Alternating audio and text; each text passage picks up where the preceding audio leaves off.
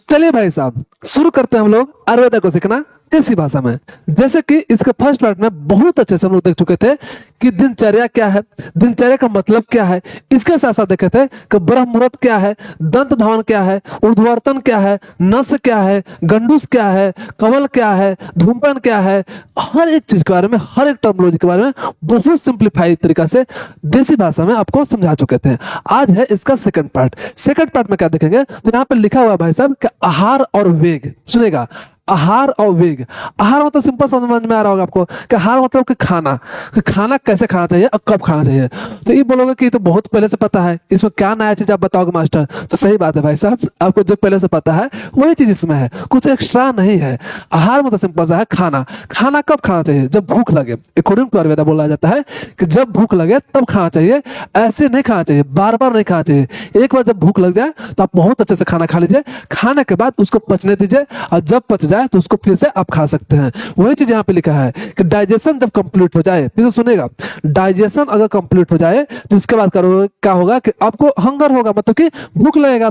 और जब भूख लगेगा तो फिर आप लिमिटेड में खाओ। ऐसा नहीं है कि आप कहीं चले गए पार्टी में अधर को धुआंधार खाया जा रहे हो, देखो कि फ्री ऑफ कॉस्ट सब है तो खाओ पूरा। तो ऐसा भी नहीं होना चाहिए, इससे हो जाएगा आपको इंडाइजेशन का प्रॉब्लम हो सकता है ना। तो इसलिए बोला जा रहा है कि लिमिटेड अमाउंट में आप खाना खाइए। यही है भोजन का मतलब आहार का करने का तरीका। अब बात आता है भाई साहब भोजन के नियम क्या है। तो भोजन के नियम में लिखा हुआ है कि जीर्णे हितम मितम। सुनिएगा, जीर्णे हितम मितम मतलब कि पिछला भोजन पचने पर, वही बात बता रहा है कि पिछला भोजन पचने पर आप खाना खाओ। दूसरी बात कि हितकारी और सीमित मात्रा में खाए, वही बता रहा है सिंपल सा लैंग्वेज में कि आपको पिछला भोजन पच जाए तो सीमित मात्रा में खाइए, है ना। वही आपके लिए क्या है, हितकारी है। तो आपको बहुत अच्छे से समझ में आया होगा। अब बात आता है कि वेग क्या है। वेग मतलब होता है कि वेग मतलब क्या, सिंपल सा अगर आप हिंदी मीडियम कर रहे होंगे तो वेग मतलब होता है कि समझो कि वेलोसिटी या बोल सकते हो कि स्पीड। सुनेगा, वेलोसिटी या स्पीड, तो वही मतलब यहाँ भी है। हमारे शरीर में बहुत सारी चीज है जो वेलोसिटी से रिलेटेड है, जैसे कि मल त्याग करना। तो मल त्याग करना क्या, एक वेलोसिटी ही है। अगर वेलोसिटी ना हो तो मल त्याग कैसे होगा। या फिर जब आप यूरिनेशन करते हो तो यूरिनेशन में क्या होता है, एक तरह का वेलोसिटी है या बोल सकते हो एक तरह का स्पीड है, क्योंकि क्या हो रहा है वहां पे पोजीशन चेंज हो रहा है विद रिस्पेक्ट टू टाइम, है ना, उसी को बोलते हैं स्पीड।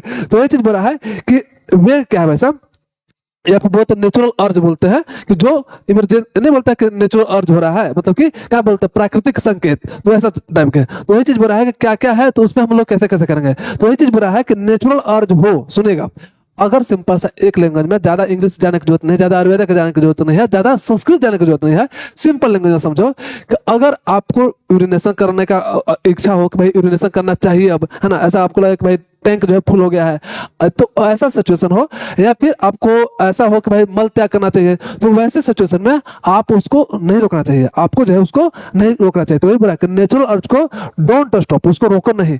इसके साथ साथ ऐसा भी नहीं है कि आप बाथरूम में चले गए, आप बाथरूम में जाके ऐसा मल त्याग नहीं हो रहा फिर भी आप जबरदस्ती कर रहे हो, तो वैसा भी नहीं करना चाहिए। तो वही चीज बोल रहा है कि फोर्स अर्ज नहीं करना चाहिए, मतलब डोंट फोर्स।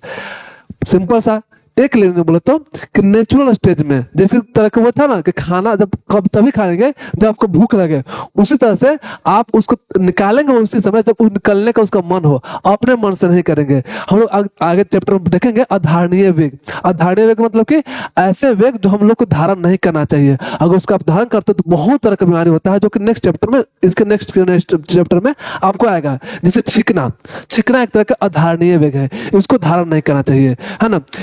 बहुत सारा अधारणीय वेग है, जैसे चिकना हो गया, खांसना हो गया, है ना, जैसे मल त्याग हो गया, ये सारा जो है आपका अधारणीय वेग है, इसको धारण नहीं करना चाहिए। तो वही चीज आपको यहाँ पे लिखा हुआ है। तो ये देख लिखा है कि वेगों का नियम क्या है भाई साहब, कि न वेगान धारियत, मतलब कि मल मूत्र आदि के वेगों को क्या करना चाहिए, जबरदस्ती नहीं रोके। तो आपको समझ में आ रहा है कि भाई नहीं रोकना चाहिए, इससे क्या होता है, बीमारी होता है। फिर बोला है न उदरियत, मतलब कि वेग न होने पर जबरदस्ती ना लाए, मतलब कि ऐसा नहीं कि वेग निकलने का मन नहीं है, मतलब कि मल मूत्र निकलने की जरूरत नहीं है, या फिर ऐसा मन नहीं करा फिर जबरदस्ती दोस्त के साथ चले गए। ऐसा होता है कॉलेज में कि दोस्त जा रहा है बाथरूम में तो हम भी चले गए भाई बाथरूम में, बेन मतलब का हम वहां निकाले जा रहे हैं, ऐसा भी नहीं करना है, आयुर्वेदा मना करता है। तो आपको बहुत अच्छा से समझ में आया होगा कि क्या बात बोल रहा है, ठीक है। यहाँ पे देखिए एक बहुत अच्छा मंत्र लिखा है, जीवन का मूल मंत्र है। अकॉर्डिंग टू आयुर्वेदा जो है जीवन का मूल मंत्र बोल रहा है कि शरीर माध्यम खलु धर्म साधनम, मतलब कि अन्य सभी कार्य छोड़कर पहले शरीर की रक्षा करना चाहिए। बहुत अच्छा लाइन बोला कि अन्य काम छोड़ के मतलब कि सारा काम अगर आपको होगा तो पहले उस पर ध्यान ना दे, पहले आप शरीर को ध्यान दे। क्यों भाई साहब, कि अगर शरीर अच्छा रहेगा तभी तो आप किसी को हेल्प कर सकते हो, है ना, या हेल्प कर सकते हो या कोई काम कर सकते हो, है ना। तो सारा चीज तभी कर पाओगे जब आपका शरीर अच्छा रहेगा। इसीलिए आयुर्वेद बोला गया है कि सारा काम छोड़ के पहले आप देह पर काम करो, है ना। वो एक बहुत अच्छा लाइन है भाई साहब, पहला सुख निरोगी काया। सिंपल सा कि पहला सुख जो है माना गया है कि निरोगी काया होना चाहिए, मतलब कि शरीर जो है आपका निरोग होना चाहिए। तो वही चीज यहाँ पे लिख दिया गया है। तो खैर नेक्स्ट देखिए क्या बोल रहा है कि सत्वृत, सुनेगा, सत्वृत है। सत्वृत मतलब कि क्या, वृत मतलब कि आचरण, अच्छा अच्छा आचरण ही सत्वृत है। समझिएगा फिर से, अच्छा अच्छा आचरण जो है ना साहब, उसी को सत्वृत बोलते हैं। उसमें आगे लिखा है कि 10 विध पाप कर्ण। 10 विध, 10 मतलब कि 10, 10 विधि मतलब 10 मतलब 10, है ना। विधि मतलब कि अलग अलग विधि, है ना। तो अलग अलग विधि के पाप कर्म, मतलब ऐसा कर्म, ऐसा काम जिसके वजह से पाप होता है, उसी को बोलते हैं पाप कर्म। और कितना पाप कर्म को जिक्र किया गया है आयुर्वेद में, तो 10 तरह के पाप कर्म का जिक्र किया गया है, जिसको मनुष्य को नहीं करना चाहिए। अगर ऐसा करेगा तो प्रॉब्लम में जा सकता है। तो कौन कौन जो है आपके पाप कर्म में आ सकते हैं, समझिएगा। हम लोग पाप कैसे कैसे करते हैं, समझिएगा। हम लोग जो है पाप कैसे कैसे करते हैं। पहले तो पाप ही कर सकते हैं देह से, मान लो किसी को थप्पड़ मार दिए या किसी से लड़ झगड़ लिए, तो ये सब लड़ झगड़ना का है, किसी को थप्पड़ मारना है, क्या है, आपका शरीर से रिलेटेड काम है। तो पहला पाप किसे कर सकते हो, शरीर से कर सकते हो, है ना। उसी को कायिक पाप कर्म बोला गया। कायिक मतलब काया, कायिक मतलब काया, और काया मतलब कि देह, देह मतलब कि शरीर, शरीर मतलब कि बॉडी, सिंपल सा, है ना। तो पहला तो हो गया शरीर से आप अति कर सकते हो, है ना, वायलेंस कर सकते हो, या फिर बोल सकते हो पाप कर सकते हो। दूसरा क्या कर सकते हो भाई साहब, वाचिक, मतलब वाचिक मतलब कि बोल के, मान लीजिए किसी को आप गलिया दिए, है ना, हो सकता है आप गलिया दिए या फिर आपको कोई गलिया दे भाई, है ना, या फिर ऐसा नहीं होगा कि आपको कोई गलियाएगा, आप अच्छा काम करते हैं भाई, क्यों गलियाएगा, है ना। तो हो सकता है आपको कुछ जो आवाज में, मतलब कि तेज आवाज में बोल देवे, तो जब आदमी तेज आवाज में बोलता है तो क्या आदमी का मन खराब हो जाता है। तो दूसरा पाप कर्म कैसे हो सकता है कि आपके वचन से हो सकता है, वचन मतलब कि बोलने से हो सकता है। तो पहला था देह से, शरीर से, दूसरा था वचन से, तीसरा कैसे हो सकता है भाई साहब, मानसिक बोला जाता है। मानसिक मतलब मेंटल, जैसे मान लीजिए कि हम ऐसे बैठे हुए हैं और देख रहे हैं, ए यार कैसा आदमी है, अच्छी बहुत बेकार आदमी है। तो ये जो है ना भाई साहब, ये भी एक तरह का पाप कर्म है, क्योंकि आप किसी को देख के तो गुस्सा कर रहे हो या तो जल रहे हो। तो गुस्सा करना या जलना मन में ही, ये भी पाप के अति में आता है, तो इसको बोलते हैं मानसिक पाप कर्म। तो 3 तरह का पाप कर्म देखे। पहला क्या देखे भाई साहब, काय, काय का मतलब कि बॉडी। तब देखे कौन कौन सा पाप कर्म इसमें आता है। तो पहला बोला है हिंसा, सिंपल सा समझ में आ रहा है। हिंसा क्या है, किसी को मार देना या जान से मार देना, चाहे 2 थप्पड़ लगाना, क्या है, एक तरह का हिंसा है। तो हिंसा जो है आपके आता है कायिक में, मतलब कि कायिक पाप कर्म में। दूसरा आता है अस्ते, अस्ते मतलब कि चोरी करना। पहले चोरी कैसे करोगे, देहात से ही चोरी करोगे, तो चोरी भी नहीं करना चाहिए। तो यही बोला कि इस तरह का क्या है, पाप कर्म है। तो इस तरह से बोला कि अस्ते मतलब कि चोरी करना। फिर बोला है अन्यथा काम। अन्यथा काम मतलब होता है भाई साहब अनलॉफुल सेक्स, मतलब कि बिना उसके इजाजत से आप सेक्सुअल एक्टिविटी कर रहे हो, इस भी आप एक तरह का क्या हो रहा है, कायिक पाप कर्म में आता है। तो ये सारा चीज को हम लोग को परफॉर्म नहीं करना चाहिए, है ना। फिर आता है भाई साहब वाचिक, स्पीच से रिलेटेड, मतलब कि बोलने से रिलेटेड। तो पहला बड़ा वे शून्य, वे शून्य मतलब कि चुगली करना। अब क्या ऐसा होता है भाई साहब, है ना। अभी नहीं बोलेंगे कि जेंडर स्पेसिफिक है, लड़की लोग ज्यादा करती है, ये हम नहीं बोलेंगे, है ना। लेकिन सुने जरूर है कि लड़की लोग ज्यादा चुगली करती है, लड़का लोग तो खैर चिल रहता है। तो लेकिन देखिए क्या होता है कि चुगली करना भी क्या है, एक चुगली कैसे करेगा, बोल के चुगली करेगा, है ना। चुगली करना भी एक तरह का है पाप कर्म बोला जाता है। कौन सा पाप कर्म है, वाचिक पाप कर्म है, मतलब कि बोलने वाला पाप कर्म है। फिर बोलते हैं परुष, परुष मतलब कि कठोर बोलना। आवश्यकता से अधिक मतलब कि आप जोर जोर से चला रहे हो किसी पे, तो ये भी एक तरह का पाप कर्म है। तो इसको भी हम लोग को नहीं करना चाहिए। अब देखो बार बार बोलोगे कि भाई आप तो एकदम लगता है साधु महात्मा वाला बात बता रहे हो, हम पढ़ने आए क्या बोलते हैं मेडिकल साइंस, है ना, हम कैसे इस सबको फॉलो करें, क्यों माने सब। तो समझिए इसके पीछे रीजन है, और इसके पीछे रीजन आपके हेल्थ से रिलेटेड है। बोले कि भाई मास्टर प्रूफ कर तू, कैसे बोल रहा है इसे, समझिएगा है क्या कि बाय चांस मान लो कि कोई भी उठा लो, किसी को उठा लो, मान लो किसी को हिंसा कर लिए, 2 थप्पड़ लगा लिए, आप रात को गए सोने, आपको नींद नहीं आएगा, तो आपका क्या हुआ, मेंटल स्टेटस खराब हुआ कि नहीं साहब, बिल्कुल हुआ। या फिर कोई भी उठा लो, जैसे मान लो कि चुगली किए, अब किसी को चुगली की है तो आपको लगा कि यार चुगली तो नहीं करना चाहिए था, और चुगली करके गलत, अब किसी दिन उसको पता चल गया तो क्या होगा, ये भी तो एक तरह का डर है ना। तो अल्टीमेट आपको जो है वात बढ़ता है, वात क्या है, एक तरह का मूवमेंट में काम आता है। तो ये सब करने से, आपको पाप कर्म करने से क्या होता है कि आपका वात बढ़ सकता है, पित्त बढ़ सकता है। पित्त कैसे बढ़ेगा भाई साहब, कि मान लीजिए किसी पे आप गुस्सा कर रहे हो, यहाँ बोल रहा है ना भाई साहब परुष, परुष मतलब कि कठोर वचन बोल रहे हो। जब कठोर वचन बोलोगे तो क्या होगा, उस वक्त पित्त बढ़ेगा, क्योंकि आपका बॉडी क्या होगा, हीट होगा। और गुस्सा में क्या होता है, पित्त निकलता है। तो देखिए, आदमी निरोग कब रहता है, जब वात पित्त कफ तीनों दोष जो है साम्य अवस्था में रहता है। जितना होना चाहिए उतना भी होना रहता है, तब आपको रहते हो स्वस्थ। लेकिन जब अनबैलेंस हो जाता है, या तो ज्यादा हो जाए या तो कम हो जाए, तो ऐसे सिचुएशन में क्या होता है कि आप बीमार पड़ जाते हो। तो आप अगर इस पाप कर्म करते हो जो हम लोग डिस्कस कर रहे हैं, तो या तो आपका वात बढ़ेगा, है ना, या देखो वात बढ़ता है, मान लीजिए टेंशन हो गया, है ना, किसी से लड़ाई हो गया तो टेंशन होता है, इधर उधर घूमते रहता है, इधर उधर ऐसे घूमते रहता है। तो क्या हुआ कि आपको अंदर वात बढ़ गया, इसे तो मूवमेंट कर रहे हो। आप किसी पे गुस्सा कर रहे हो, है ना, आपको गुस्सा आ रहा है ना, तो गुस्सा आ रहा है तो पित्त ही तो बढ़ गया। तो अल्टीमेट जो है इस सब चीज से वात और पित्त बढ़ता या घटता है। इसीलिए बोला जाता है कि इस पाप कर्म को नहीं करना चाहिए। अभी कोई फिलोसफी की बात नहीं है, ये कोई धर्म की बात नहीं है, ये कोई पूजा पाठ की बात नहीं है, ये स्वस्थ की बात है, ये हेल्दी रहने के लिए बात है। सिंपल सा समझ में भाई साहब। तो ऐसा मत सोचेगा कि मतलब ऐसे फालतू में आयुर्वेदा लिख दिया है ना। फिर बोला है अनृत, अनृत मतलब झूठ है। झूठ भी नहीं बोलना चाहिए। झूठ बोलना भी एक तरह का क्या है, पाप है। कौन तरह का पाप है भाई, बोलना क्या है, वाचिक है ना, तो वचन ही तो है, मतलब बोलने से करके बोलकर ही तो पाप कर रहे हो साहब। तो भी एक तरह का वाचिक पाप कर्म में आता है। फिर आता है संभिन्न लाभ, मतलब कि बकवास करना, बेमतलब के इधर उधर की बात करना, इसी को बोलते हैं संभिन्न लाभ। तो आप बोले कि सब मास्टर आप भी तो ही करते हो, बेमतलब की बात करते हो। तो नहीं भाई, हम बेमतलब किस लिए बात करते हैं, ताकि चीजें आपको बहुत अच्छे से समझ में आ जाए, है ना। बेमतलब की बात जानबूझ के भी करते हैं कभी कभी, कि चीजें थोड़ा सा फनी लगे, या बोल तो चीजें आपको माइंड में चला जाए। अब तुम एक एक लाइन जो लिखा हुआ उसको रीड कर देंगे, तो फिर मेरा समझाने का क्या मतलब है, वो तो बुक में भी लिखा हुआ सब चीज, है ना। तो इसलिए हम बकवास करते हैं। तो कभी कभी बकवास करना भी लाभ वाला बात होता है। अगर बाई चांस मान लो पाप कर्म करते भी, तो आपके लिए पाप कर्म कर रहे हैं, ठीक है। तो सिंपल सा बोला कि ये जो है आपका पाप कर्म है। फिर आता है भाई साहब क्या चीज, कि मानसिक पाप कर्म। मानसिक पाप कर्म कौन सा है, कि जैसे व्यापाद, मतलब कि दूसरों का हानि सोचना, है ना। अब उसके पास जाकर मार नहीं रहे हैं, मतलब कि कायिक काम नहीं कर रहे हैं, मतलब कि बॉडी से हानि नहीं पहुंचा रहे हैं, ना उसको गलिया रहे हैं, ना जैसे तैसे बोल रहे हैं, मतलब कि वाचिक पाप कर्म नहीं कर रहे हैं। आराम से सुध के अच्छा से क्या कर रहे हैं, दूसरे का हानि करने सोच रहे हैं कि क्या किया जाए, किसको क्या है, इसको हानि हो जाए, लॉस हो जाए। तो आयुर्वेदा बोलता है कि ये भी पाप कर्म है, ठीक है। तो इसको भी नहीं करना चाहिए। फिर बोला है अभिधेया। देखिए ध्यान से सुनेगा, आपको जितना भी टर्मोलॉजी है ना उसको समझा रहे हैं, लेकिन एग्जाम में आप या तो जो बोल रहे हो वही लिख सकते हो, है ना, लेकिन आप टर्मिनोलॉजी यूज करोगे ना तो आपको ज्यादा नंबर मिलेगा। तो अल्टीमेट बाय चांस मान लीजिए कोई बैक बेंचर देख रहा होगा, है ना, तो बैक बेंचर अगर कोई देख रहा होगा, तो आप बस मेरा जो कहानी है ना, वो कहानी भी लिख लोगे तो आप पास जरूर हो जाओगे। अगर आप चाहते हो टॉप करना, तो आपको एक एक टर्मिनोलॉजी याद होना चाहिए। जैसे देखो व्यापाद क्या होता है, अभिध्या क्या होता है, यहाँ पे देख पा रहे हो अनृत क्या है ना, परुष क्या है। तो ये सब चीज भी लिखेगा तो आपको नंबर अच्छा मिलेगा। खैर, फिर बोल रहा है बात कि अभिध्या मतलब कि ईर्षा, किसी के प्रति ईर्षा करना, मतलब कि जलन। ईर्षा मतलब होता है जलन, तो किसी के प्रति जल रहे हो, भाई बहुत आगे बढ़ रहा है, कैसे बढ़ रहा है ना, तो ऐसा कुछ होगा तो ये भी एक तरह का पाप कर्म है। फिर बोल रहा है नास्तिकता। नास्तिकता क्या है वैसा समझेगा, एक होता आस्तिक, एक होता नास्तिक, है ना। अब ऐसा देखो, मेनली जो ये फेमस वर्ड है ना आस्तिक नास्तिक, जो है ये भगवान से रिलेटेड फेमस है। मतलब कि जो भगवान पर आस्था रखता है उसको बोलते हैं आस्तिक। फिर से सुनेगा, जो भगवान पर आस्था रखता है उसको बोलते हैं आस्तिक, और जो भगवान पर आस्था नहीं रखता उसको बोलते हैं नास्तिक। ये ब्रॉड टर्म है। लेकिन आयुर्वेदा में जो है ना भाई साहब, ये सिंपल सा बोला गया है सच पे, मतलब कि जो सही है। मतलब मान लीजिए कोई आपसे समझदार आदमी है, अब आपको बोला कि ऐसा नहीं करना चाहिए, है ना, ये बात गलत है, ऐसा नहीं करना चाहिए, लेकिन आप उसको बात को नहीं मान रहे हो, जो सही है उसको बात को नहीं मान रहे हो, तो उसे बोलते हैं नास्तिकता। मतलब कि आप नास्तिक आदमी हो।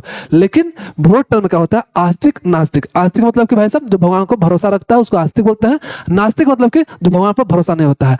इस दोनों के बीच में भी होता है एक, सुनेगा अगर थोड़ा बहुत सुनिएगा ज्ञान के तरीका से, कि एक दोनों के बीच में भी होता है ना। एक बोलते हैं एथिस्ट, एक होता है थीस्ट।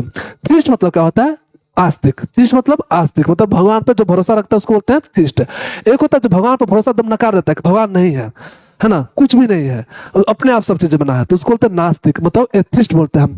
एक होता है एग्नोस्टिक। एग्नोस्टिक किसको बोलते हैं साहब, एग्नोस्टिक सिंपल सा बोलता है कि देखिए हमको पता है, सुनेगा, हमको पता है कि दुनिया अगर बना है तो कोई बनाया है, लेकिन जरूरी नहीं है कि जिस भगवान को आप मान रहे हो कि भगवान बनाया वही बनाया हो। एग्नोस्टिक मतलब कि उसको पता नहीं है, बस वो खोज कर रहा है।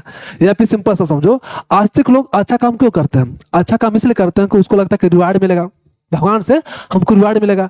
और बुरा काम क्यों नहीं करते हैं? क्योंकि उसको पता है कि इसका हमको दंड मिलेगा। तो आस्तिक लोग मतलब जो भगवान पर भरोसा रखते हैं वो इसलिए अच्छा काम करते हैं क्योंकि उनको रिवार्ड मिलेगा, इसलिए बुरा काम नहीं करते हैं क्योंकि उनको डर है कि हमको दंड मिलेगा, मतलब हमको पनिश किया जाएगा।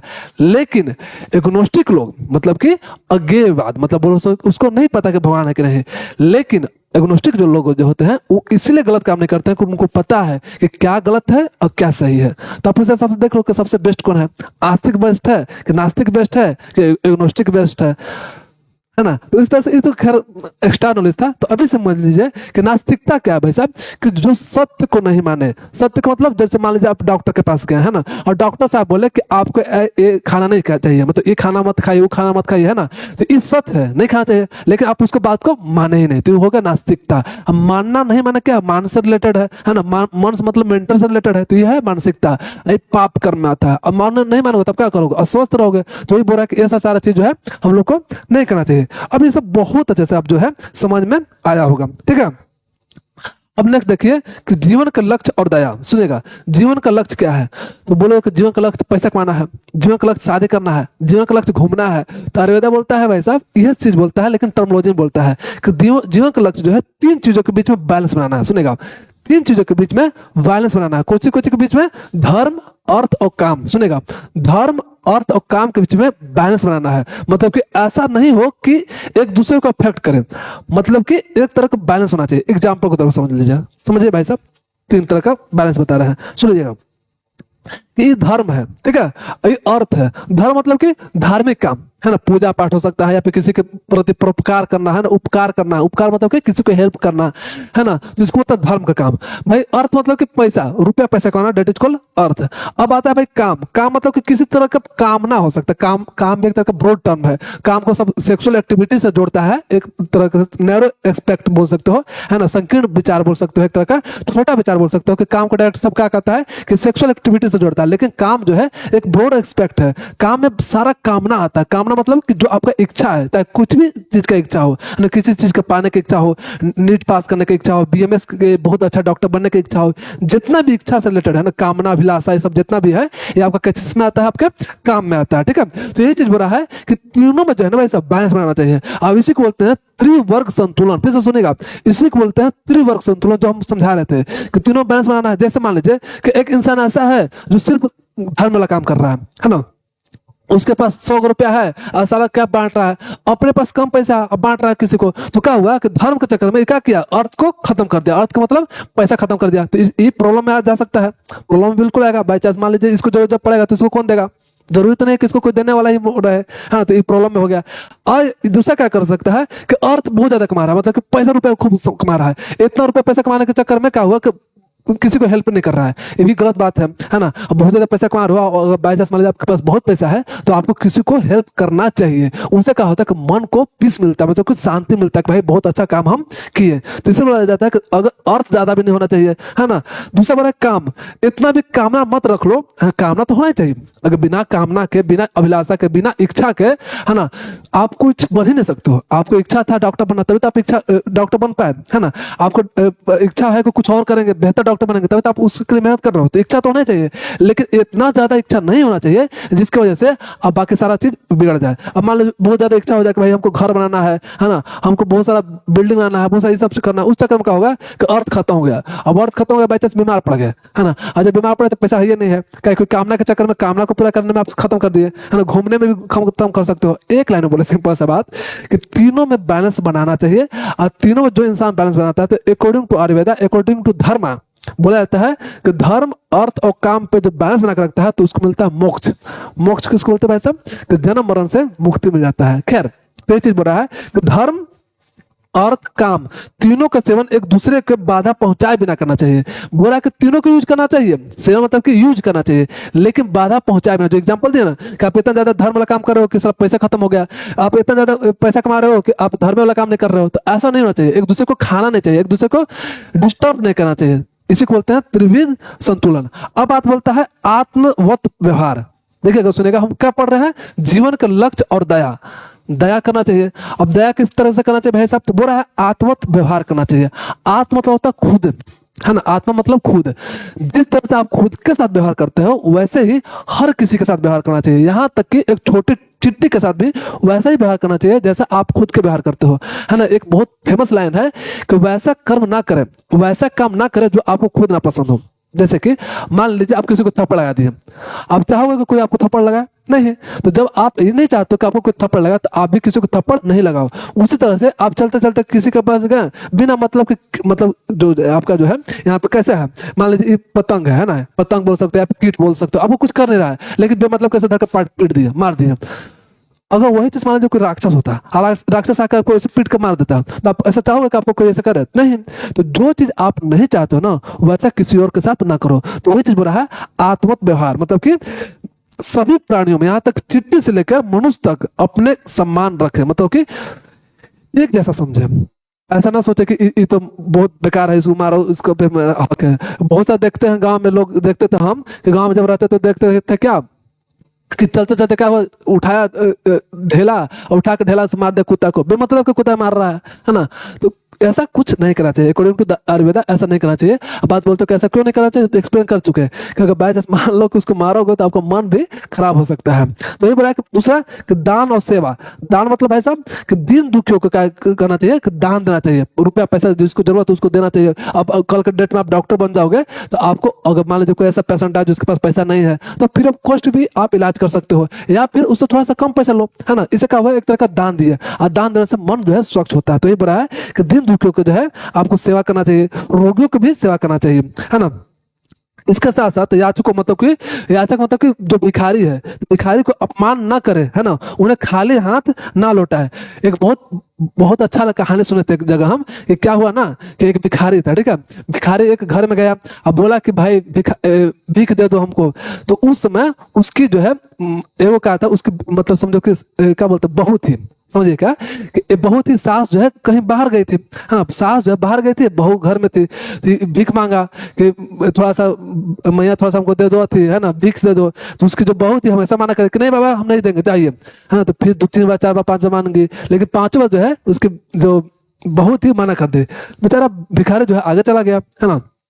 और जैसे आगे गया तो वो जो सास थी वो मिली, तो बोला कि अच्छा बाबा आप मेरे घर गए थे क्या? तो ये बोला कि हाँ घर तो गए थे लेकिन आपके बहू हमको दी नहीं।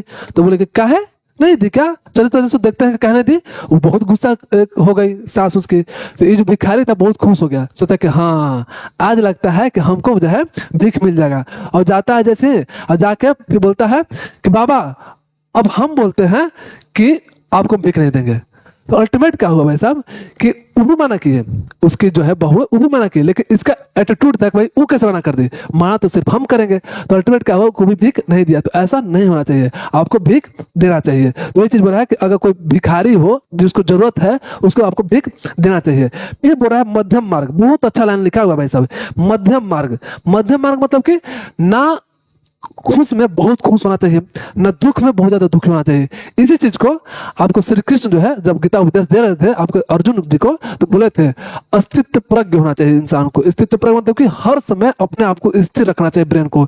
आप बहुत ज्यादा एक बार मान लीजिए कुछ जीत गए, कुछ हो सकता है आप किसी चीज में जीत गए, तो ऐसा भी नहीं हुआ कि एकदम फूलने से मारा बहुत ज्यादा खुश हो गए, ऐसा भी नहीं होना चाहिए। आराम से सेलिब्रेट कीजिए, लेकिन ऐसा सेलिब्रेट ना कीजिए किसी को हानि हो जाए, या फिर जब दुखी कोई चीज हो या फिर कुछ ऐसा हानि हो तो इतना डिप्रेस ना हो जाइए कि सारा काम बिगड़ जाए। तो ये बोल रहा है कि मध्यम मार्ग अपनाना चाहिए, मतलब कि ना अत्यधिक सुख में लिप्त होना चाहिए ना दुख में लिप्त होना चाहिए। तो सिंपल से आपको समझ में आया मध्यम मार्ग क्या है। तो सारा टर्मिनोलॉजी को हम लोग समझ गए। अब देखिए वाणी और सामाजिक व्यवहार, इस सारा बहुत समझिएगा कि सारा जितना भी है ना बहुत आसान चीज है, बस कहानी के तौर पे आप 1.5x पे भी सुन सकते हो कि आपको सारा चीज बहुत अच्छा से समझ में आएगा। तो इसमें कोई बहुत बड़ा लॉजिक नहीं है। तो देखिएगा कि क्या बोला, वाणी के नियम क्या है। वाणी के नियम क्या है भाई साहब, तो लिखा है काले हितम हितम, सुनेगा काले हितम हितम मतलब समय पर हितकारी और कम बोलना चाहिए, समय पर बोलना चाहिए। ऐसा नहीं मतलब कोई पूछ भी नहीं रहा, खुद पढ़ रहे हो है ना बताने के लिए, तो ऐसा भी नहीं होना चाहिए। तो समय पे और जितना हो सके उतना ही बोलना चाहिए। बहुत एक फेमस लाइन हम कहीं पढ़े थे भाई साहब, क्या फेमस लाइन पढ़े थे कि जो है मछली तब फंसती है, सुनेगा, मछली तब फंसती है जब मुंह खोलती है। जैसे कि मान लीजिए कि आप बेवकूफ हो, ऐसा आपको नहीं पता, मान लीजिए कोई ऐसा इंसान आपके घर में आया, ठीक है, आपके जैसे इंसान घर में आया और वो बेवकूफ है ना, उसको कुछ बुझा नहीं रहा है, लेकिन आपके साथ बैठा हुआ है, वो तब तक आपको नहीं पता चलेगा कि उसको समझ में आ रहा है या नहीं आ रहा है, जब तक वो बोलेगा नहीं। क्योंकि अगर बोल नहीं रहा आराम से शांति से सुन रहा है तो आपको लगेगा भाई बहुत अच्छा से समझ में आ रहा है सब चीज। लेकिन जैसे अगर बोला कुछ तो आपको समझ आया कि इसको समझ में सच में आ रहा था कि झूठ बोल रहा था। उसी तरह से बोला जाता है कि मछली तब तक नहीं फंसती जब तक अपना मुंह नहीं खोलती, जैसे मुंह खोलती है फंस जाती है। तो ये चीज जितना बोलना चाहिए उतना ही बोलना चाहिए, आवश्यकता से अधिक नहीं बोलना चाहिए। इसके साथ साथ हो रहा है कि पूर्वाभि अभिभाषी, मतलब कि अगर किसी से आप मिलने जा रहे हो तो पहले आप मुस्कुरा के मिलो, है ना, एकदम ऐसे नहीं मत मिलो, ऐसा नहीं होना चाहिए। जिससे से भी मिलिए तो मुस्कुरा के मिलिए, उसे कहा होगा कि उसका भी मुस्कुराहट आ सकता है ना चेहरे पर। तो ये बोला कि पहले मुस्कुरा कर बात करें, है ना, ऐसा नहीं इंतजार करे को भाई वो मुस्कुराएगा तब मुस्कुराएंगे ना, पहले आप पहल कीजिए, क्योंकि आप समझदार हो, जरूरी थोड़ी कोई समझदार हो सामने वाला, आप आयुर्वेदा पढ़ रहे, जरूरी थोड़ी कोई आयुर्वेदा पढ़ रहा हो। तो क्या है, तो देखिए नेक्स्ट है सुमुख। सुमुख मतलब चेहरे पे प्रशंसा रखें, हमेशा हंसते और मुस्कुराते रहिए, क्योंकि जिंदगी में प्रॉब्लम जो है खत्म नहीं होने वाला, जब तक जिंदगी है तब तक आपका प्रॉब्लम रहेगा ही। फिर देखो पड़ा है कि गोपनीयता। गोपनीयता मतलब कि क्या क्या चीज जो है सीक्रेट रखना चाहिए, जैसे कि किसी का गुप्त राज का ना खोले। भाई साहब बहुत कंट्रोवर्शियल बात है ना, बोला जाता है कि जो सीक्रेट बात होता है वो ज्यादा फैलता है। सिंपल सा कोई बात ऐसा हो जो आपको दोस्त बोला कुछ, है ना, और जो दोस्त बोला आप बोल दिया क्या कि देखो सुनो तुमको बता रहे हैं किसी और को मत बताना, और वो दोस्त किसी और दोस्त बोला अपने दोस्त को बतलाएगा, है ना, और उसको सेम चीज बोला कि सुनो सुनो एक चीज बता रहे हैं किसी को बताना नहीं, और फिर वो इसको बोला। बाद में लास्ट में क्या हुआ कि एक दोस्त फिर जो है आप ही को सिंपल से आप ही की बात आप ही को बता रहा है ना, आप ही को बात आपको बता के बोल रहा है कि किसी को बोलना मत। अल्टीमेट क्या हुआ साहब, हर किसी को पता चला गया। तो वही चीज बोला है कि किसी गुप्त राज को न खोले, फिर किसी का अपमान सार्वजनिक ना करे। देखिए मान लीजिए कि आपको लगता है कि कोई गलत किया, ये देखिए इथिक्स है, जितना भी चीज बता रहे हैं ना इथिक्स है। जब आप यूपीएससी का अगर प्रिपरेशन करोगे तो एक इथिक्स का पेपर ही होता है ना, उसमें इथिक्स पेपर पढ़ना पड़ता है, उसमें हमको ये पढ़ना होता है कि क्या हम लोग को करना चाहिए क्या नहीं करना चाहिए, कैसे सोसाइटी में रहना चाहिए। तो ये थोड़ा बहुत इथिक्स जो है आयुर्वेदा ही बताता है, फिलोसफी भी आयुर्वेदा से रिलेटेड है। तो ये चीज बोला कि क्या करना चाहिए नहीं करना चाहिए। तो उसमें बोल रहा है कि अगर आपको लगता है कि कोई इंसान को गलत किया है ना, तो उसको ऐसा नहीं कि आप सबके सामने जलील कर रहे हो, आप उसको थोड़ा साइड करो और उसको पर्सनली बताओ कि देखो भाई तुम यहाँ पे गलत कर रहे हो। तो वही चीज बोल रहा है कि किसी को अपमान सार्वजनिक ना करें, सबके सामने ना करें, क्योंकि आपका उद्देश्य होना चाहिए कि वो इंसान गलत काम फिर से ना करे, और वो तभी नहीं करेगा जब उसको समझ में आएगा। आप बीच लोगों के बीच में आप उसको ज्ञान दोगे, है ना, उसका अपमान करोगे तो आप पे गुस्सा करेगा, वो सुधर नहीं पाएगा, है ना, अपने आप को ठीक नहीं कर पाएगा। इसलिए बोला जाता है कि सार्वजनिक में उसको अपमान न करें। इसके साथ साथ भाई साहब संगति किसका रखें, संगति मतलब दोस्ती किसके साथ रखें, मतलब कि कंपनी किसके साथ बनाए, है ना, कंपनी किसके साथ बनाए। तो बोल रहा है कि पापी, सुनेगा भाई साहब, पापी मतलब पाप, अब पाप मतलब वही 10 विध पाप कर्म जो था वैसे लोग, है ना। तो पापी राजा के द्वेषी, राजा के द्वेषी मतलब भाई साहब जो राजा के प्रति द्वेष रखते हैं, तो इसको अभी के पर्सपेक्टिव में कंसिडर नहीं है कि अभी तरफ कोई राजा है ये नहीं है ना। और निंदित लोगों से दूर रहे। जो निंदित लोग है मतलब मान लीजिए निंदित लोग कौन हो गए, निंदित लोग मतलब कि जो बुरा लोग है, बुरा लोग कौन हो गए, जो पाप कर्म करेंगे, है ना, जो पाप कर्म करेंगे वही बुरा लोग हैं। तो वैसे लोगों से आपको दूरी बना के रखना चाहिए। इसके साथ साथ बुरा विद्वान, है ना, जो जानकार लोग हैं, बुजुर्ग मतलब जो आपसे बड़े हैं, गुरु जो आपके शिक्षक जो आपको कुछ ज्ञान दे रहे हैं, है ना, उस सारे लोगों का क्या करना चाहिए, सम्मान करना चाहिए। तो उस हिसाब से देख लो भाई साहब, अगर आप हमको गुरु मानते तो सम्मान दिया करो, है ना, रिस्पेक्ट दिया करो। तो ये बोला सम्मान करना चाहिए। तो ये सारी चीज आपको बहुत अच्छे समझ में आ गया। इसके साथ बोला कि व्यक्तिगत स्वच्छता और वेशभूषा मतलब कि पर्सनल हाइजीन। पर्सनल हाइजीन तो आपको समझ में आया कि पर्सनल हाइजीन रखना चाहिए। इसके साथ साथ वेशभूषा मतलब कि कैसा आपको कपड़ा पहनना चाहिए। देखो हर एक चीज के बारे में आपको आयुर्वेदा बता रहा है। दूसरा फर्स्ट बोल रहा है कि केस और नख, बहुत सिंपल सा बात बोल रहा है भाई साहब कि केस और नख जो है ऐसा नहीं कि पूरा बाल इतना बढ़ा लिए, लड़का हो क्या आप इतना बाल बढ़ा लिए, ऐसा भी नहीं होना चाहिए। बाल बढ़िया से कटा उठा के रखो, है ना, नाखून काट के रखो। तो ऐसा चीज बोल रहा है सिंपल सा कि बाल नाखून दाढ़ी मूछ जो भी है समय पे काटे, है ना। ये चीज आपको सिंपल सा बोल रहा है केस और नख को ठीक रखना चाहिए। बात बोल रहा है कि वेशभूषा मतलब कि कपड़ा कैसा होना चाहिए। तो कपड़ा बोल रहा है भाई साहब क्या, सुंदर होना चाहिए, उपयुक्त वस्त्र पहने, है ना, जैसा वस्त्र पहनना चाहिए वैसा वस्त्र पहनना है। ऐसा नहीं कि एकदम लड़की वाला लड़का वाला कपड़ा पहन रहे हो, है ना। ऐसे तो खैर आप पहन सकता है, कोई भी पहन सकता है ना। तो सिंपल सा समझेगा, आयुर्वेदा को कोई बता रहे भाई सब अपना ज्ञान नहीं दे रहा है। सिंपल सा बोल रहा है कि उपयुक्त वस्त्र पहना, जैसा वस्त्र पहनना चाहिए। जैसे मान लीजिए आपको कॉलेज में जाते हो तो कॉलेज का कोई कोड होता होगा, है ना, तो जो ड्रेसिंग कोड है उसको जरूर फॉलो करें। तो वही चीज, जैसे मान लीजिए कोई कोई लोग होता है जो पूजा में बैठ रहा है तो पूजा का अलग कोड होता है, तो बोला कि उपयोग युक्त, मतलब जैसा जहां पे कपड़ा यूज करना चाहिए वैसा ही कपड़ा पहने। यहाँ समझ में आया, पूरा सौम्य दिखे, मतलब कि ना ज्यादा फैंसी दिखे, ये बोला कि नॉट टू फैंसी और नॉट टू डर्टी, मतलब कि ऐसा एकदम पूरा फैंसी दिख रहे हैं ना, इस तरह से एकदम देख रहे हैं एकदम मस्ती में चल रहे हैं, तो ऐसा भी नहीं है। या फिर एकदम पूरा गंदा कपड़ा पहना है, ऐसा भी नहीं है। मतलब कि सौम्य रखे, मतलब कि नॉर्मल कपड़ा पहना कीजिए। गर्मी के दिन में गर्मी वाला कपड़ा पहने, ठंडा के दिन में ठंडा वाला कपड़ा पहनिए, सिंपल सा। फिर बोला है कि भाई स्वच्छता शिष्टाचार क्या क्या है भाई साहब, बोला कि छींकते समय, हंसते समय और जमा लेते समय मुंह को ढके, ये बहुत जरूरी है। ये देखो आयुर्वेद बहुत पहले बता दिया, अब हम लोग को समझ में आता है कि हाँ छींकते समय जो है हम लोग को मुंह पर कुछ रखना चाहिए। क्यों? क्योंकि उस वक्त जो है असंख्य, मतलब कि अनकाउंटेबल माइक्रोब्स जो है निकलता है जो पैथोजन का काम कर सकता है। तो देखो यही चीज बोल रहा है कि छींकते समय, हंसते समय, जमाए लेते समय उस वक्त मुंह पे कुछ रखना चाहिए। क्यों? क्योंकि हमारे मुंह में हो सकता है बहुत सारा माइक्रोब्स ऐसा हो जो मेरे लिए तो हो सकता है लाभकारी हो, हमारे लिए हेल्पफुल हो, लेकिन सामने वाले के लिए हेल्पफुल ना हो। तो शायद हो सकता है कि मेरे मुंह से उसके मुंह के पे या फिर उसके चेहरे पे या फिर उसके बॉडी पे चला जाए, है ना। तो इसलिए इस समय क्या करना चाहिए, मुंह को ढक कर रखना चाहिए। इसके साथ साथ नाक, कान, आंख के अनावश्यक छेड़छाड़ ना करना चाहिए। अभी ना दिन भर नाक कान उधर कैसे कर रहे हो, या नाक उधर को उंगली कर रहे हो, या फिर आंख उधर को मल रहे हो, ऐसा भी नहीं करना चाहिए। इस सब चीजों को बहुत अच्छा से सुरक्षित रखना चाहिए। तो ये चीज बुरा है कि नहीं करना चाहिए। ये सब फिर आपको ऐसा लग रहा है कि तो हम क्लास फर्स्ट पढ़ रहे हैं, तो चीज वही है भाई साहब, जो है सो है ना। तो बस मस्त देखो, हम हर लेक्चर बताते हैं कि इस लेक्चर को ऐसा मत कर दे, देखो कोई भी लेक्चर, मेरा लेक्चर को ऐसा मत देखिएगा कि हम पढ़ रहे हैं। सिंपल सा टेबल पर बैठ जाइए या बेड पर बैठ जाइए, कहीं भी बैठ जाइए, है ना, और उसको ऐसा लगे कि तुम वेब सीरीज देख रहे हैं या फिर लगे तुम मूवी देख रहे हैं, और उस मूड में देखिए। कोई किताब कॉपी की जरूरत नहीं, जितना भी चीज़ है इस पे लिखा हुआ है, और जो भी चीज़ है आपको टेलीग्राम नोट्स, टेलीग्राम पे आपको बहुत अच्छे से नोट्स मिल जाएगा। तो इसके ज़्यादा चिल रहिए, है ना, इससे ज़्यादा आपको टेंशन लेने की जरूरत नहीं है।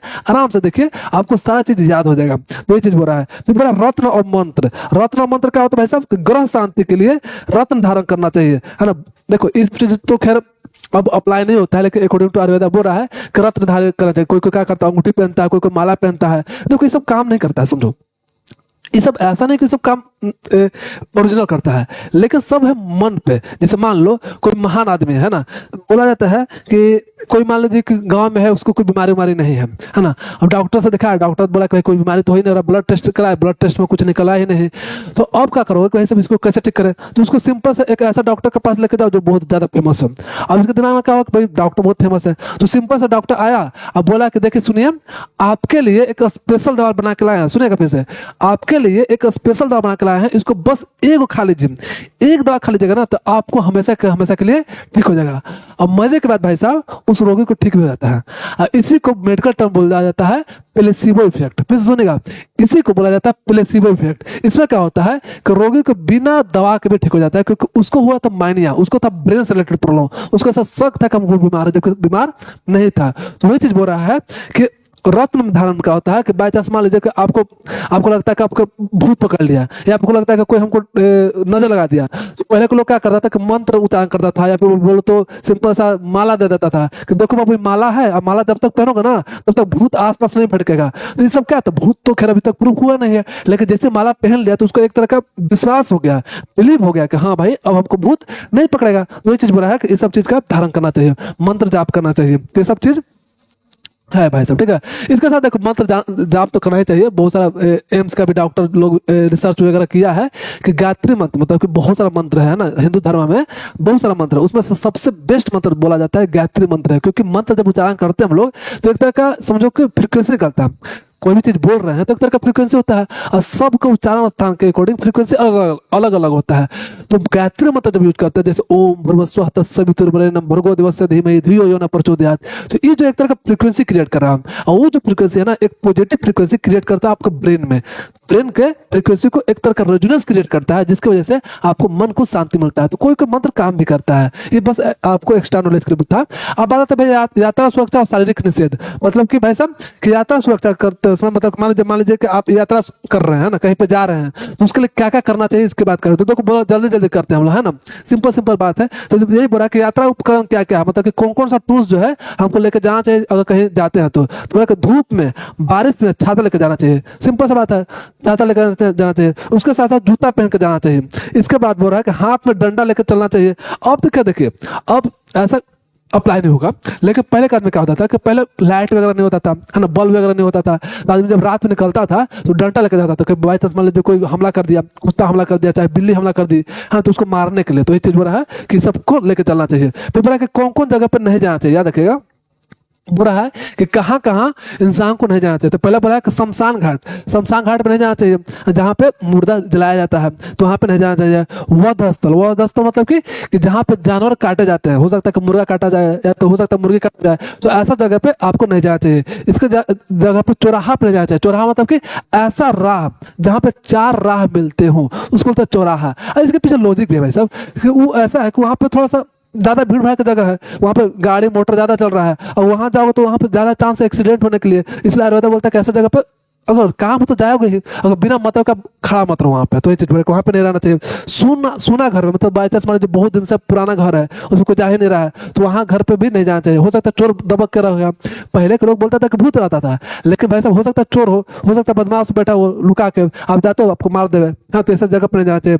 चैत वृक्ष, अब देखिए चैत वृक्ष क्या है भाई साहब, ऐसा वृक्ष, वृक्ष ऐसा ट्री है ना, ऐसा पेड़ जिसको पूजा किया जाता है, तो उसको बोला जाता है चैत वृक्ष। अब आ जाता है भाई सुरक्षा निर्देश। सुरक्षा निर्देश भाई साहब क्या क्या हमको सुरक्षा करने के लिए क्या क्या करना चाहिए। तो पहले बोल रहा है नदी को बाहु से नहीं नाव से पार करें। पहले अब खैर नाव, अब जितना भी लोग होते हैं ढेर सबको तो पार आते हैं, तैरने नहीं आता है, तो भाई साहब जब तक तैरने नहीं आएगा तब तक बाह माह मतलब कि हाथ के क्या क्या प्रयोग करेगा। तो ये सिंपल से बोल रहा है कि अगर नदी पार करना है तो ऐसा नहीं कि आप अपने हाथ से तैर के पार होइए। उसे इसलिए माना किया गया कि देखिए जलीय जीव होता है, जल में जो पानी में है, जो नदी में है, बहुत सारा जलीय जीव होता है, तो हो सकता है आप अपने हाथ से पार कर रहे हैं तो हो सकता है आपको नुकसान पहुंचा दे। इसीलिए जब भी नदी पार करें तो आप नाव का यूज करें, है ना। तो ये बोला कि नाव का उपयोग करें। फिर बोला है आग चढ़ाई वाले स्थानों पर बचें। अब सिंपल सा बात भाई, क्या बिना मतलब के आग से छेड़छाड़ मत कीजिए, आग से मत खेलिए। इसके साथ चढ़ाई पे ऐसा नहीं कि एकदम चढ़ाई किया जा रहा है, ऐसा ऐसा पहाड़ पर जा रहे हैं, पहाड़ पर से गिरोगे तो नन्हे हो जाओगे, छोटे हो जाओगे, खत्म हो जाओगे, है ना। तो इसलिए कि ऐसा जगह पे ना जाए। बैठने का तरीका सुनिएगा, बैठने का तरीका होना चाहिए घुटने के ऊपर करके उकड़ू, सुनिएगा उकड़ू देर तक ना बैठे। अब ऐसे उकड़ू कैसा होता है समझिएगा, यहाँ पे बनाया हुआ है डायग्राम, उकड़ू ऐसा होता है, देखिए। रुक जाए भाई, थोड़ा सा नहीं होगा क्या भाई साहब, ये क्या होता है भाई। देखिए उकड़ू देखकर के ध्यान पा रहे होंगे तो देखिए ऐसे ऐसे ऐसे दिख रहा है ना। हाँ, तो उकड़ू जो है ना भाई साहब ऐसे होता है और सही ऐसे होता है। तो उकड़ू पोजीशन में आपको देर तक नहीं बैठना चाहिए। तो ये सब भाई साहब जो है आपका सुरक्षा निर्देश है जो कि आपको फॉलो करना चाहिए। अब बात आता है भाई साहब संध्या काल, सुनेगा कि क्या क्या जो है आपको संध्या काल में, संध्या काल मतलब कि दिन का समाप्ति, ठीक है ना, दिन का समाप्ति हो रहा है, उस वक्त जो है आपको क्या क्या नहीं करना चाहिए। तो वही बोल रहा है कि देखिए संध्या काल में क्या क्या नहीं करना चाहिए। तो देखिए एग्जाम में जो है बार बार पूछा जाता है, अगर सबसे इंपॉर्टेंट अब तक का सबसे इंपॉर्टेंट अगर बोला जाए उस सब तो ज्ञान के बाद आपको पहले से पता था, लेकिन एग्जाम में बस यही पूछा जाता है भाई साहब कि संध्या काल का नियम क्या है, क्या नहीं करना चाहिए। तो ये बोल रहा है फर्स्ट कि आहार, खाना शाम के समय नहीं खाना चाहिए। फोकस ठीक है ना साहब, देख लेते हैं एक बार।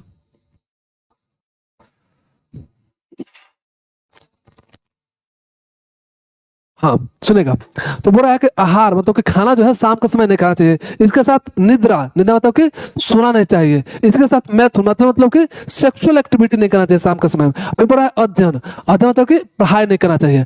अब बात आता है भाई साहब इसके पीछे लॉजिक क्या है। बोल तो दिए, रट तो लेंगे, लेकिन लॉजिक बता दो भाई ताकि हम भी ना करें। ऐसा ना कि सिर्फ पढ़े, तो आयुर्वेद ऐसा नहीं कि सिर्फ पढ़िए, इसको अप्लाई भी कीजिए। तो ये बोल रहा है कि भाई साहब देखिए आहार किस लिए नहीं करना चाहिए। तो बोल रहा है कि आहार इसलिए नहीं करना चाहिए कि पाचन अग्नि जो है ना मंद होने के कारण, ठीक है ना। देखिए शाम का समय क्या होता है कि सारा चीज जो है धीरे धीरे ट्रांजिशन फेज है। ट्रांजिशन फेज मतलब कि एक तरह का चेंज हो रहा है, दिन से रात हो रहा है। तो उस ट्रांजिशन फेज में जो होता है तो हर चीज कमजोर अवस्था में रहता है। इसलिए बोल रहा है कि डाइजेस्टिव सिस्टम जो है आपका वीक रहता है उस वक्त।